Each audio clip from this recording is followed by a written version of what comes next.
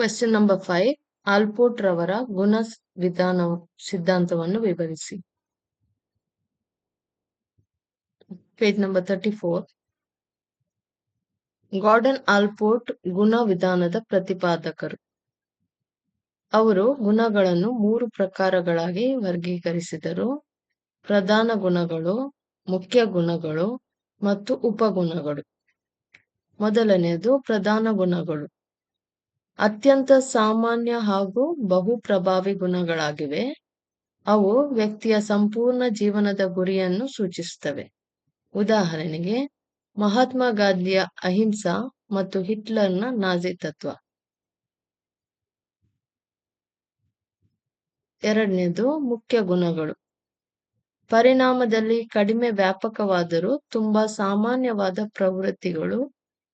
ಇವುಗಳನ್ನು ಮುಖ್ಯ ಗುಣಗಳು ಎನ್ನುತ್ತಾರೆ. ಈ ಲಕ್ಷಣಗಳು ಅಂದರೆ ಸ್ನೇಹಪರ, ಪ್ರಾಮಾಣಿಕ, ಪರಿಶ್ರಮಿ ಇತ್ಯಾದಿ.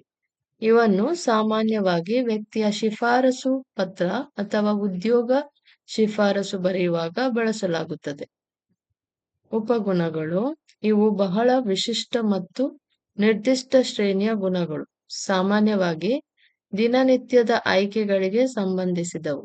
ಉದಾಹರಣೆಗೆ, ಮಾವಿನ ಹಣ್ಣು ತಿನ್ನಲು ಇಷ್ಟ ಅಥವಾ ಸಾಂಪ್ರದಾಯಿಕ ಬಟ್ಟೆಗಳನ್ನು ಹೆಚ್ಚು ಪ್ರೀತಿಸುವುದು. ಇವು ಉಪಗುಣದ ಲಕ್ಷಣಗಳಾಗಿವೆ.